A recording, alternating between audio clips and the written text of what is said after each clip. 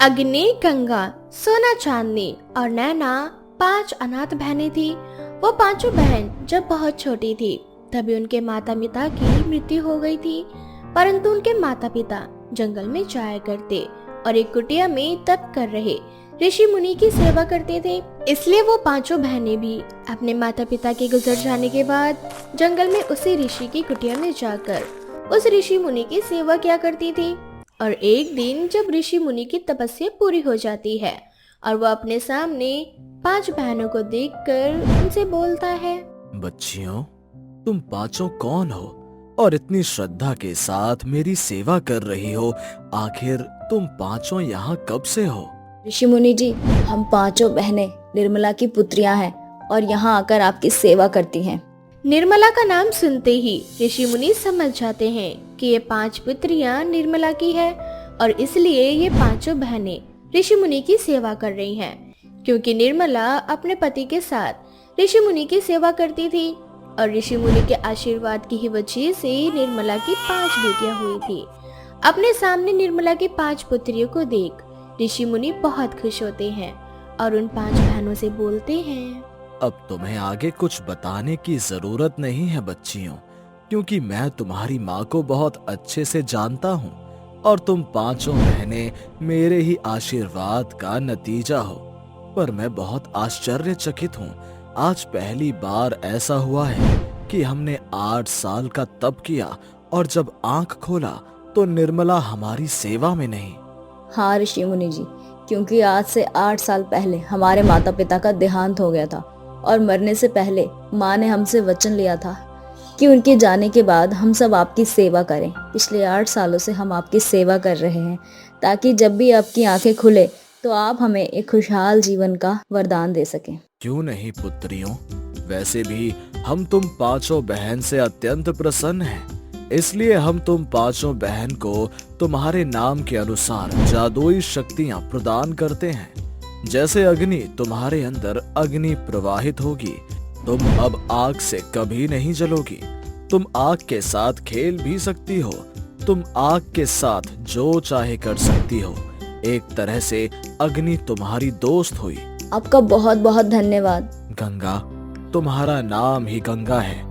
तुम गंगा की तरह हमेशा पवित्र रहोगी और जल पर तुम्हारा नियंत्रण रहेगा। धन्यवाद ऋषि मुनि जी। सोना, तुम्हें कभी धन की कमी नहीं होगी। तुम गरीब लोगों को सोना देकर उनकी मदद कर सकोगी और तुम जब चाहे अपने मुंह से, अपनी आंख से, अपने हाथों से जादू से सोना निकाल सकती हो। तुम्हारा नियंत्रण पूरी तरह से सोने पर होगा। धन्यवाद ऋषि मुनि जी। और चांदनी, तुम्हारा नाम तो चांदनी है, इसलिए तुम चांदनी की तरह हमेशा चमकती रहोगी। तुम्हारे अंदर एक तेज प्रकाश होगा और वो प्रकाश रात को भी दिन कर देगा। आपका आशीर्वाद पाकर मैं धन्य हुई। और नैना, तुम्हारी आंखों में अलग ही प्रकार की शक्तियां होंगी। तुम अपनी आंखों से लोहे को पिघला सकोगी, मुर्दों को जिंदा कर सकोगी। अपनी आंखों के आंसू से तुम बारिश कर सकोगी। इस तरह से ऋषि मुनि उन 5 बहनों को जादुई शक्तियां प्रदान करता है और वह पांचों बहनें जादुई बन जाती है। परंतु ये सब कुछ उन्हीं के गांव के एक गरीब औरत जिसका नाम पुष्पा होता है वो देख लेती है, क्योंकि पुष्पा बहुत गरीब थी।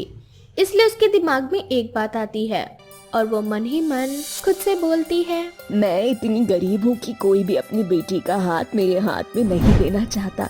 साथ ही न जाने मुझसे कौन से पाप हुए थे जिसकी सजा भगवान मुझे दे रहा है। मेरे 5 बेटे विकलांग हैं। अगर मैं अपने 5 बेटों की शादी इन 5 बहनों से करवा दूं तो शायद मेरे 5 बेटे सही हो जाएं। इतना सोचकर पुष्पा उन 5 बहनों के पास जाती है और उनके सामने घुटनों पर बैठकर हाथ जोड़कर बोलती है, मैं तुम 5 बहनों के लिए एक प्रस्ताव लेकर आई हूँ, प्लीज मना मत करना। कैसा प्रस्ताव? बेटा, मैं बहुत गरीब हूँ और ऊपर से मेरी उम्र हो चली है। इतनी उम्र होने के बाद भी मैं जैसे तैसे करके अपने 5 बेटों का पेट भर रही हूँ। मेरे 5 बेटों की शादी नहीं हो रही क्योंकि वो 5 विकलांग हैं और क्योंकि मेरे 5 बेटे विकलांग हैं इसीलिए वो कोई काम भी नहीं कर पाते। जब ऋषि मुनि तुम्हें आशीर्वाद दे रहे थे तब मैं वहीं थी मैं जानती हूँ तुम पांचों बहन जादुई हो, इसीलिए मैं चाहती हूँ तुम पांचों बहनें मेरे बेटों से शादी कर लो। इससे तुम पांचों बहनों को माँ का प्यार, पति का साथ और ससुराल मिल जाएगा और मेरे विकलांग बच्चे ठीक हो जाएंगे। पुष्पा की गरीबी और उसकी लाचारी देख पांचों बहन शादी के लिए हाँ कर देती है और बहुत जल्द पुष्पा अपने पांचों विकलांग बेटों की शादी उन पांचों जादुई बहनों से करवा देती है।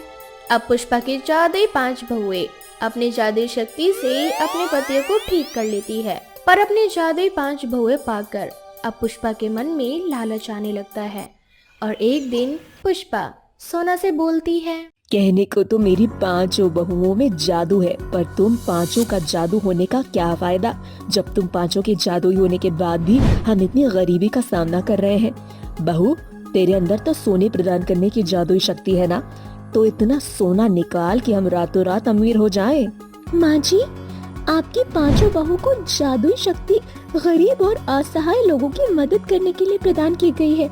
जैसा कि हम पांचों बहनों ने मिलकर आपकी मदद की, पर इसका मतलब ये नहीं कि आप लालच करेंगी। इसमें लालच कैसा बहू? अगर मैं चाहती हूँ कि मेरे बेटे और बहू एक अच्छी जिंदगी जिए तो इसमें बुराई क्या है? पुष्पा का लालच देख सोना को गुस्सा आ जाता है। अब जब पुष्पा के लालच के बारे में पुष्पा की बाकी बहुओं को पता चलता है तो वो भी गुस्से में आ जाती है और चांदनी दिन से रात कर देती है, तो वही दूसरी ओर गुस्से में अग्नि पूरे घर में आग लगा देती है और नैना अपनी सास को सबक सिखाने के लिए अपने आंखों की शक्ति से उसके शरीर के एक एक अंग को गलाने लगती है, जिससे पुष्पा के हाथ और पैर गलकर जमीन पर गिर जाते हैं।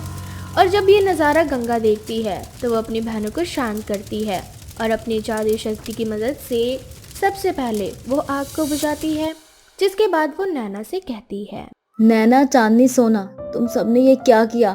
सास माँ समान होती है और हमें उनका सम्मान करना चाहिए। तुम चारों ने इन्हें चोट पहुंचाई है। मानती हूँ कि माँ के अंदर थोड़ा सा लालच आ गया था, लेकिन हम पांचों इन्हें सही रास्ता दिखा सकते थे। लेकिन तुम चारों ने क्या किया? अपने क्रोध में आके अपनी शक्तियों का दुरुपयोग किया। गंगा की बात सुनकर पुष्पा की चारों बहुओं को अपनी गलती का एहसास होता है और चांदनी एक बार फिर रात से सुबह कर देती है, तो वहीं सोना कुछ सोने के सिक्के निकालकर पुष्पा को दे देती है ताकि घर चलाने में उसे आसानी हो। तो वहीं दूसरी ओर नैना अपनी आंखों की शक्तियों से एक बार फिर अपनी सास को पहले की तरह ठीक कर देती है। अब पुष्पा को भी अपने लालच का इनाम मिल जाता है और इस तरह से पुष्पा फिर कभी लालच नहीं करती और अपनी 5 जादुई बहुओं के साथ खुशहाल जिंदगी जीने लगती है। रामपुर गांव में एक छोटा सा परिवार रहता था जो कि बहुत गरीब था। भुवन अपनी बीवी और बच्चों का पेट भरने के लिए आए दिन मेहनत किया करता था। उसको जो काम मिलता वो कर लेता था। कभी वो मजदूरी करता तो कभी वो किसी दुकान की सफाई करता। ऐसे ही करके उसको रोज जो भी दिहाड़ी मिलती उसी से वो अपने बीवी बच्चों का पेट भरा करता था। ऐसे ही एक दिन उसका बेटा चीकू कुछ बच्चों को अच्छी और महंगी चीज खाता हुआ देखता है। ये देखकर उसको भी लालच आ जाता है और वो उन बच्चों के पास जाता है और कहता है, तुम ये क्या खा रहे हो? इसे पिज्जा बोलते हैं, ये बर्गर है। अरे हम बता भी किस गरीब को रहे हैं जिसने कभी स्वादिष्ट पकवान को देखा ही नहीं है। ये बोलकर सभी बच्चे चीकू का मजाक बना देते हैं। ये देखकर चीकू उदास हो जाता है और घर जाता है। चीकू को उदास देखकर उसकी माँ रूपा उसके पास जाती है और उससे बोलती है, अरे क्या हुआ मेरे लाल को? आज मेरे राजकुमार का मुंह क्यों उतरा हुआ है? माँ, अगर मैं आपका राजकुमार हूँ तो आप क्यों मुझे बाकी बच्चों के जैसा खाना नहीं देते? आपको पता है सारे बच्चे कितना स्वादिष्ट भोजन करते हैं जिसका मैंने कभी नाम भी नहीं सुना। बेटा, शायद हमारे नसीब में कुछ अच्छा खाने को है ही नहीं, और मैं तुझसे वादा करती हूँ आज मैं तुझे केवल रोटी और प्याज नहीं दूंगी। आज तुझे रोटी के साथ सब्जी भी मिलेगी। सच्ची माँ, तुम सच कह रही हो? हाँ मेरे लाल, मैं सच बोल रही हूँ। बस तू एक बार अपने पापा को आ जाने दे, उसके बाद हम सब मिलकर एक साथ रोटी और सब्जी खाएंगे। ये बोलकर रूपा खाना बनाने लगती है और कुछ देर बाद भुवन घर आ जाता है और कुछ पैसे रूपा के हाथ में थमाते हुए कहता है, ये कुछ पैसे रख लो और इससे कल अनाज ले आना। कल अपने बेटे चीकू का बर्थडे है ना, तो मैं सोच रहा हूँ कि आज थोड़ी और मेहनत कर लूँ ताकि कल हम अपने बेटे को अच्छी अच्छी चीजें दे सके, जिसकी जिद ये हमेशा करता है। इसका मतलब आप फिर से कहीं और काम ढूंढने जा रहे हैं? हाँ रूपा, मैं सारी रात काम करूंगा और अब कल रात को ही आ पाऊंगा। अच्छा ठीक है, पर आप खाना तो खा लीजिए। खाना खाकर भुवन घर से निकल जाता है और काम की तलाश में चल देता है। ये सब देखकर चीकू को अच्छा नहीं लगता।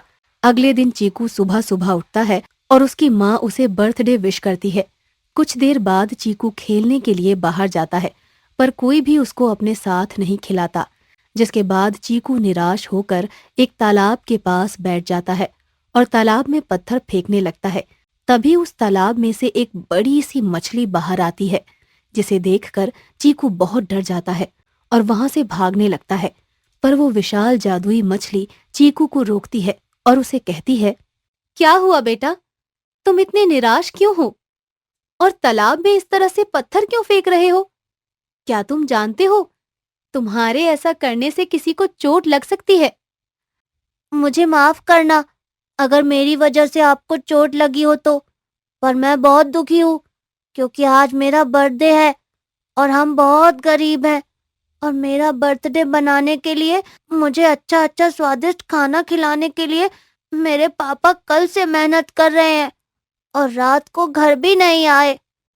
अच्छा, तो ये बात है जिस वजह से तुम इतने दुखी हो और तालाब के पास आकर उसमें पत्थर फेंक रहे हो। पर तुम चिंता मत करो, मैं तुम्हारी सारी समस्याओं का हल कर दूंगी, पर इसके बदले में तुम्हें मेरा एक काम करना होगा। पर मैं तो छोटा सा बच्चा हूँ, मैं आपकी क्या मदद कर पाऊंगा? अब तुम ही मेरी मदद कर सकते हो। यहाँ पर कुछ दिनों से मछुआरे आ रहे हैं मछली पकड़ने के लिए और एक एक करके जाने अनजाने में कई अनोखी मछलियों को मछुआरे नष्ट करते जा रहे हैं। मैं चाहती हूँ कि तुम उन मछुआरों को रोको ताकि हमारी प्रजातियां बची रहें। इसके बदले में मैं तुम्हारी मदद करूंगी। मछली की ये बात सुनकर चीकू उससे वादा करता है कि वो मछुआरों को यहाँ से मछली पकड़ने से रोकेगा। ये वादा करके चीकू अपने गांव जाता है, जहां वो देखता है कुछ मछुआरे तालाब में मछली पकड़ने के लिए जा रहे होते हैं। उन्हें देखकर चीकू उनके सामने हांफते हुए आता है और घबराते हुए उनसे कहता है, आप लोग उस तालाब में मत जाओ, मैंने वहां एक बहुत बड़ा राक्षस देखा है। उसने मुझसे बोला कि अगर आज कोई भी मछुआरा वहां गया तो वो सबको मार डालेगा। मैं बड़ी मुश्किल से अपनी जान बचाकर आया हूँ। मेरी सबसे विनती है आप लोगों से कि आप सब वहां पर मत जाइए। चीकू की बात सुनकर सारे मछुआरे डर जाते हैं और उस तालाब पर जाना बंद कर देते हैं। कुछ देर बाद चीकू दोबारा से तालाब पर जाता है और उस मछली से कहता है, तुमने जैसा कहा मैंने वैसा किया। अब तुम बताओ तुम मेरी मदद कैसे करोगी और किस तरह से हमारी गरीबी को खत्म करोगी? चीकू की आवाज सुनकर वो जादुई मछली बाहर आती है और बाहर आकर चीकू को 3 जादुई चक्की देती है और उसे कहती है, ये है जादुई चक्की। एक जादुई चक्की से सोना निकलेगा और दूसरी चक्की से चांदी और तीसरी चक्की से हीरा। इस चक्की से निकलने वाले धन दौलत से तुम रातों रात अमीर हो जाओगे। पर हाँ, अगर मन में पाप रखा तो ये चक्की अपना काम करना बंद कर देगी। इसीलिए इस चक्की का प्रयोग उतना ही करना जितना कि तुम्हें जरूरत हो। ये सब सुनकर चीकू हैरान हो जाता है और इन तीनों चक्कियों को लेकर अपने घर आ जाता है। घर जाकर वो अपनी माँ को ये सारी बात बताता है। ये सारी बातें सुनकर रूपा को हैरानी होती है और उसे विश्वास नहीं होता।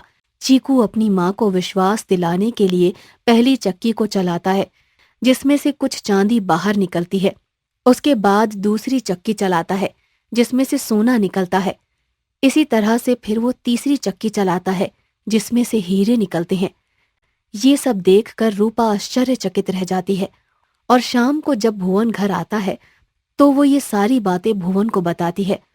ये सब जानकर भुवन रूपा और चीकू से कहता है, सच में ये जादुई चक्की है, पर हमें इन जादुई चक्कियों का कोई गलत इस्तेमाल नहीं करना। हम जरूरत के अनुसार इस चक्की का प्रयोग करेंगे। और अभी जो इनमें से कुछ जेवर निकले हैं, मैं सोच रहा हूं कि इन सोने चांदियों को बेचकर कुछ पैसे ले आता हूं, जिससे आज हम अपने बेटे का बर्थडे मनाएंगे। ये बोलकर भुवन कुछ सोने और चांदी लेकर जाने लगता है, पर ये सब उसका एक पड़ोसी देख लेता है और वो उस चक्की की चोरी करने की सोचता है।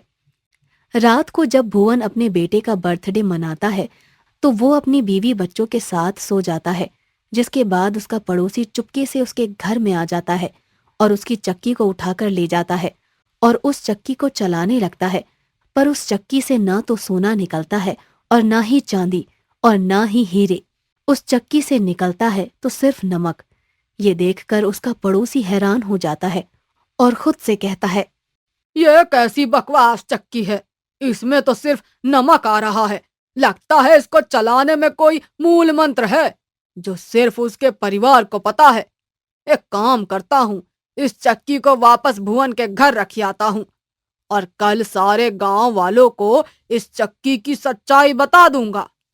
ये बोलकर भुवन का पड़ोसी उन चक्कियों को भुवन के घर रखाता है और अगले दिन सारा सच गांव वालों को बता देता है, जिसके बाद सारे गांव वाले भुवन के पास जाते हैं और उस चक्की का राज पूछते हैं। गांव वालों की भीड़ देखकर भुवन भी सारी सच्चाई उन्हें बता देता है और गांव वालों से कहता है, हाँ, ये चक्की जादुई चक्की है, पर ये चक्कियां अपना काम तब करती हैं जब कोई सच में मुसीबत में हो और सच्चे दिल से इस चक्की की मदद चाहे। अगर मन में पाप रखकर हम कोई भी कार्य इस चक्की से करेंगे तो ये जादुई चक्की अपने जादू से सोना चांदी और हीरे नहीं देगी। इसीलिए हम सब गांव वालों को मिलकर इस चक्की का यूज करना चाहिए, पर अपनी आवश्यकता के अनुसार। सारे गांव वाले भुवन की बात मान जाते हैं और भुवन उन तीनों चक्कियों को अपने ही पास रखता है। और जब भी किसी गांव वालों को पैसे या सोने चांदी या हीरे की जरूरत पड़ती तो भुवन के पास आते और भुवन उस चक्की को चलाकर गांव वालों की मदद करता और सभी की जरूरतों को पूरा करता था। और इसी तरह से वो एक छोटा सा गांव आर्थिक रूप से एक बहुत बड़ा गांव बन जाता है। 5 बहुओं की सास। 60 वर्षीय तारा नाम की एक बूढ़ी औरत को उसकी 5 बहू शीतल, मोहिनी, नीलम, आरती और सुमन मिलकर मार रही होती हैं। बुढ़िया, बुढ़ापे में तेरे पंख निकल रहे हैं। आज हम 5 बहू मिलकर तेरे उन पंखों को पुतर डालेंगी। और हाँ बुढ़िया, जब तुझे मालूम था कि आज तुझे घर की साफ सफाई के साथ साथ घर की सजावट भी करनी है, क्योंकि हमारी सहेलियां आने वाली हैं, तो फिर तू बाहर आशा बुढ़िया के साथ क्यों गई थी? हाँ, तुझे उस बुढ़िया से बहुत हमदर्दगी है ना? तुझसे उसके पैरों में लगी चोट का दर्द देखा नहीं गया ना, इसीलिए तू उसे डॉक्टर के पास ले गई। अब जब हम तेरे हाथ पैर तोड़ेंगे तब देखते हैं कि कौन तुझे डॉक्टर के पास लेकर जाता है। मुझे माफ कर दो बहुओं, मुझसे गलती हो गई, माफ कर दो बेटा। तुझसे ये गलती दोबारा ना हो, इसीलिए तो हम तुझे तेरे किए की सजा दे रहे हैं बुढ़िया। बेचारी तारा बार बार अपनी बहुओं से माफी मांगती है, परंतु उसकी बहुओं को उस पर तरस नहीं आता और वो 5 मिलकर तारा को खूब पीटती हैं, जिस वजह से तारा के सर में और हाथ में काफी चोट आ जाती है। जिसके बाद बड़ी बहू शीतल बोलती है, रहने दो बहनों, आज के लिए इतना काफी है। अगर इस बुढ़िया के हाथ पैर टूट गए तो हमें ही इसकी सेवा करनी पड़ेगी। सही बोल रही हो दीदी, वैसे भी इस बुढ़िया के 5 बेटे जब देखो तब शहर से मुंह उठाकर घर आ जाते हैं, इसे देखने के लिए वो भी। ए बुढ़िया, अब हमारा मुंह क्या देख रही है? हम 5 टीवी देखने जा रही हैं। हमारे लिए शाम की चाय और थोड़े से पकौड़े बनाकर लेकर आ। तेरी वजह से हमारी पार्टी कैंसिल हो चुकी है, कम से कम चाय पकौड़े तो खा ले। इतना बोलकर तारा की 5 बहुएं हॉल में बैठकर टीवी देखने लगती हैं, तो वहीं दूसरी ओर बेचारी घायल तारा पहले अपने कमरे में जाकर अपनी चोट पर दवाई लगाती है, उसके बाद किचन में जाकर अपनी 5 बहुओं के लिए चाय और पकोड़े बनाकर लेकर आती है। अभी तक तारा के पुराने जख्म ठीक भी नहीं हुए थे कि उसकी 5 बहुएं उसके सर पर एक और चोट दे देती हैं। ऐसे ही एक दिन घर का सारा काम करके तारा अपने कमरे में थोड़ी देर आराम करने के लिए जाती है और खुद से बोलती है, क्या क्या सपने देखे थे। सोचा था 5 बहू की एक सास होगी, 5 बहुएं मुझे सराखों पर रखेंगी, पर मेरे बेटे घर से काम के लिए दूर क्या गए। मेरी 5 बहुओं ने तो मुझे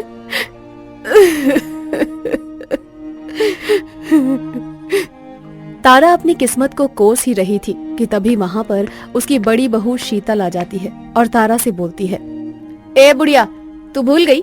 तुझे कितनी बार बोला है कि रात को काम खत्म करने के बाद मेरे कमरे में आकर मेरे पैर दबाया कर। जानती है ना तू, जब तक कोई मेरे पैर ना दबा दे तब तक मुझे नींद नहीं आती। बहू, मैं बस आ ही रही थी। तारा शीतल के साथ जाने लगती है कि तभी उसके घर की डोर बेल बजती है और तारा की दूसरी बहू मोहिनी दरवाजा खोलती है और बाहर तारा के 5 बेटों को देखकर बोलती है, अरे आप 5 एक साथ यहाँ? अरे मोहिनी, क्या हुआ? तुम तो ऐसे हैरान हो रही हो जैसे तुमने कोई भूत देख लिया हो। अरे नहीं नहीं भैया, आप गलत समझ रहे हैं। मैं तो बस थोड़ी सी हैरान हूँ। आज से पहले आप इतनी रात को कभी घर नहीं आए ना? वैसे आने से पहले आप लोगों ने हमें फोन नहीं किया। मोहिनी, अब हम 5 भाइयों को भी अपने घर आने के लिए इन्फॉर्म करना पड़ेगा। अरे क्या सूरज जी, मैं तो बस इसलिए बोल रही थी कि अगर आप 5 हमें बता देते तो हम आप लोगों के लिए खाना बना कर रख देते। अरे भाई, अब सारी बातें दरवाजे पर खड़ी होकर ही करोगी या हम 5 को अंदर भी आने दोगी? इस तरह से वो 5 भाई घर के अंदर आते हैं और अपनी माँ को आवाज लगाने लगते हैं। उन 5 भाइयों की आवाज सुनकर तारा बाहर जाने लगती है कि तभी शीतल तारा से बोलती है, ए बुढ़िया, तेरे बेटे क्या है? तेरे तो शरीर में फुर्ती आ गई। अब मेरी एक बात कान खोलकर सुन, अगर तूने अपने बेटों को कुछ भी बताया तो हमसे बुरा कोई नहीं होगा। और एक बात याद रखना, तेरे बेटे 1-2 दिन बाद यहाँ से चले जाएंगे। हम 5 बहू यहीं रहेंगी। अगर तूने सच बताने की कोशिश की तो हम 5 इस बार तेरी जिंदगी को नर्क से भी बदतर बना देंगे। इसीलिए तेरी भलाई इसी में है कि तू अपना मुंह बंद रखे। शीतल की धमकी सुनकर तारा उसकी बात मान जाती है और बाहर जाकर अपने 5 बेटों से मिलती है। अपनी माँ के सर पर चोट देखकर तारा का बड़ा बेटा तारा से बोलता है, माँ, तुम्हारे सर पर ये चोट कैसे लगी? शीतल, तुम माँ का ख्याल नहीं रखती क्या? अरे बेटा, तू बहू को क्यों डांट रहा है? बहू मेरा खूब ख्याल रखती है। अभी भी वो मेरे कमरे में आकर मेरे पैर ही दबा रही थी ताकि मैं आराम से सो सकूं। वो तो मेरा मन नहीं लगता घर में अकेले बैठे बैठे, बस इसीलिए काम करने लगती हूँ। बस उसी में ये हल्की सी चोट लग गई बेटा।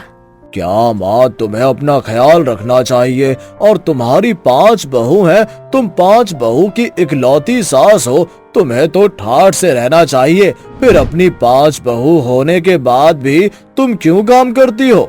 मोहिनी, अब से माँ कोई भी काम करे तो तुम मुझे फोन करके बताना। तारा अपने 5 बेटों से मिलकर अपने कमरे में सोने के लिए चली जाती है। अगली सुबह तारा की 5 बहू घर का काम करती हैं। साथ ही वो 5 अपने पतियों के जाने का इंतजार भी कर रही होती हैं। आखिरकार 2 दिन बाद तारा के 5 बेटे घर से जाने लगते हैं, परंतु जाने से पहले तारा का सबसे छोटा बेटा मोहित तारा के हाथ में फोन दे देता है और अपनी माँ से बोलता है, माँ, तुम ये फोन रख लो। तुम्हारी आवाज और तुम्हारी शक्ल देखने का बहुत दिल करता है, पर दूर होने की वजह से तुमसे बात ही नहीं हो पाती। इसीलिए तुम ये स्मार्टफोन रख लो। मैं हर रोज सुबह तुम्हें वीडियो कॉल करूंगा और तुम्हें जी भर कर देखूंगा। और हम ये भी देखेंगे कि कहीं तुम कोई काम तो नहीं कर रही हो। मेरे बच्चों, काश कि तुम 5 यहीं रहकर काम करते। इस तरह से तारा अपने 5 बेटों के गले लगती है। कुछ देर बाद उसके 5 बेटे वहाँ से चले जाते हैं, तो वहीं दूसरी ओर तारा की 5 बहुएं अपने असली रूप में आ जाती हैं। इसके बाद एक बार फिर बेचारी तारा घर का काम करने लगती है। ऐसे ही अगली सुबह तारा रसोई में अपना काम कर रही होती है। तभी मोहित वीडियो कॉल करता है और तारा उसे उठा लेती है। परंतु इस बात से अनजान सुमन और शीतल तारा को खरी खोटी सुनाते हुए कहती हैं, देख रही हो दीदी, मेरे पति ने इस बुढ़िया को स्मार्टफोन क्या दे दिया। बुढ़िया तो खुद को स्मार्ट समझने लगी है। जब से फोन मिला है तब से फोन में ही बिजी रहती है। काम धाम पर तो इसका ध्यान ही नहीं है। मैं तो कहती हूँ दीदी, इस बुढ़िया का जुगाड़ कर दो ताकि इस बुढ़िया से हमें छुटकारा ही मिल जाए। तो सही बोल रही है सुमन, पर क्या करें, अगर बुढ़िया को कुछ हो गया तो हमारे लेने के देने पड़ जाएंगे। वीडियो कॉल पर मोहित ये सारी बातें सुन लेता है। सारी बात जानने के बाद मोहित फोन रख देता है और इस बारे में अपने भाइयों से बात करता है, जिसके बाद वो पांचों भाई बिना कोई देरी किए घर जाने का निर्णय लेते हैं और शाम होने से पहले ही अचानक से घर पहुंच जाते हैं।